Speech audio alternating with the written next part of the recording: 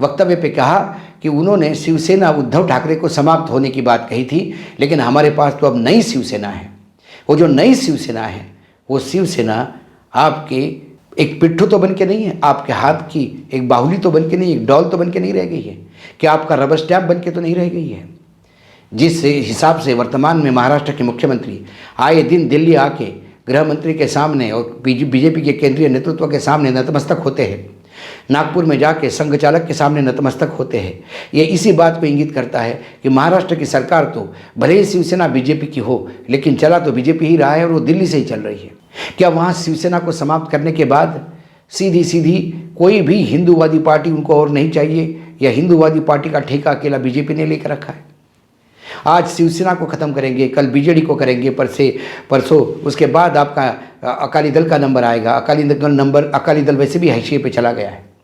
उसके बाद में टीडीपी आएगी, उसके बाद में फिर आपका केएसआर की पार्टी तेलंगाना संघर्ष में टीएसआर आएगी, फिर वाईएसआर कांग्रेस आएगी। क्या इनका शनि शनि नंबर आएगा? एक रीजनल पार्टी हुआ करती थी कर्नाटक में, वो देवगौड़ा साहब की, वैसे भी हाशिए पे चली गई है। जनता दल यूनाइटेड के बहुत बुरे दिन हैं, वो स्ट्रगल कर रहे हैं कि अपनी वजूद बनाए रखें। वह रामविलास पासवान की पार्टी थी, उस पार्टी में स्प्लिट करके वो पार्टी भी समाप्ति की ओर उन्होंने घोषित की है। ये बात अलग है कि चिराग पूरी ताकत के साथ लगे हुए हैं कि अपने पिता की विरासत को बचा ले, लेकिन चिराग के चाचाओं ने तो सरेंडर करके पार्टी समाप्ति की ओर घोषणा कर दी है। यदि इस देश में एक ही पार्टी का रूल चलेगा तो क्या फिर हमारा संविधान बना रहेगा? क्या लोकतंत्र बना रहेगा? वर्तमान में भारी भक्कम बहुमत के साथ जब केंद्र सरकार में भारतीय जनता पार्टी बनी है, तो ये तुगलकी फरमान से जो नए नए कानून बनते हैं और नए नए घोषणाएं होती है, उसके तहत देश कैसा चल रहा है ये सारे भारतवासी इसके भले भांति जानते हैं। महंगाई चरम पे होने के बाद भी वित्त मंत्री कहती है कि महंगाई है ही नहीं और मंदी है नहीं। जब महंगाई चरम पे है तो महंगाई के बाद तो मंदी ही आएगी, क्योंकि महंगाई जब सब नेस्तनाबूद करेगी तो फिर आपके पास क्या है? वित्त मंत्री महंगाई पे बोलते समय डॉलर 80 रुपये का क्यों है, इस पे बोल नहीं पाई। अपने देश पे कर्जा कितना है ये बोल नहीं पाए। आने वाले समय में इस कर्जे का ब्याज और इंस्टॉलमेंट चुकाने के लिए कितना पैसा लगेगा ये बोल नहीं पाए। हमारे वित्त मंत्री ये नहीं बता पाई यदि सब कुछ ठीक है तो फिर हमारे को सरकारी संपत्ति बेच के पैसा उगाने की ज़रूरत क्या है, इस पर हमारी वित्त मंत्री बोल नहीं पाई। बेरोजगारी के ऊपर ये बोल नहीं पाई। जब हम हमारे देश की महंगाई पे बात करते हैं तो वो कहते हैं कि आप विश्व में देखिए बाकी देशों में क्या चल रहा है। जब हम विश्व में बाकी देशों की बात करते हैं तो वो कहते हैं कि हमें उस देशों का क्या लेना देना। और अब देखिए भारत में क्या चल रहा है। एक छोटी बच्ची ने प्रधानमंत्री को पत्र लिखा कि पेंसिल, इरेजर, इस पर आपने टैक्स बढ़ा के मम्मी की डांट बढ़वाई है मुझे। लेकिन संसारी आदमी हो तो दिल पचीसेगा, जिसके पास संसारी नहीं हो उसके दिल में जगह क्या होती है। मैं बार बार कहता हूँ 56 इंच का सीना होने के मायने नहीं है। 56 इंच का सीना भलाई नहीं हो, लेकिन उसमें दिल बड़ा होना चाहिए। यदि दिल ही बड़ा नहीं हो तो इन बच्चों की किलकारी भी आपके कानों पे सुनाई नहीं देती। वर्तमान में भारतीय जनता पार्टी के अध्यक्ष द्वारा ये कहना ये एक नई शुरुआत है, और आने वाले समय में हमारे पास आर्थिक संकट ही नहीं, अब हम लोकतांत्रिक संकट में भी घिरे जा रहे हैं।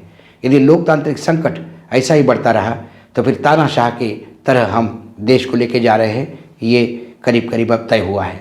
क्योंकि जो सरकारें बीजेपी को सरेंडर नहीं करती, केंद्रीय नेतृत्व का सरेंडर नहीं करती, ईडी का चाबुक ऐसा चलता है कि बड़े बड़े लोग त्राही त्राही हो रहे हैं। फिर आपने करप्शन किया हो या ना किया हो, ईडी ने एक बार यदि आप पे केस बना दिया तो ये आपका दायित्व बनता है कि आप अपने आप को निर्दोष साबित करें, क्योंकि एक काम ईडी का नहीं है। ईडी का काम तो आकाओं के कहने पे आप पे केस दर्ज करना है।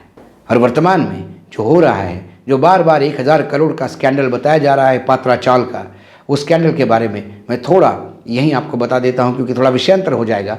लेकिन मुझे आज बोलना इस पे था, लेकिन मुझे लगा जेपी नड्डा जी ने इतनी बड़ी बात कह दी, उस पर बोलना ज़रूरी है, उन्हें तोलना ज़रूरी है। जिस संजय राउत को उस पात्रा चाल घोटाले केस में पकड़ा गया, उनका वहाँ कोई लेना देना नहीं है। पात्रा चाल जो जहाँ बनी हुई थी वो म्हाड़ा की ज़मीन थी 47 एकड़ की, जहाँ 672 लोग बसे हुए थे।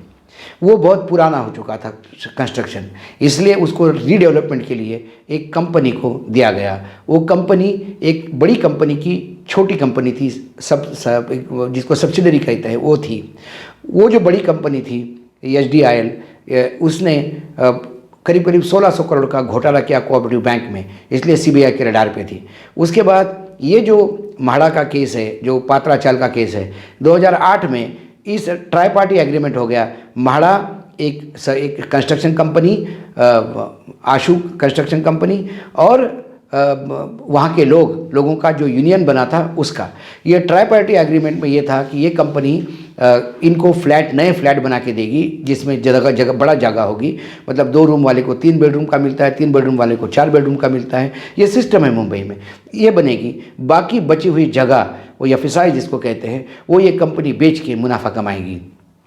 कंपनी ने क्या किया, कंपनी ने ज़मीन और एफएसआई पहले ही 900 करोड़ का बेच दिया।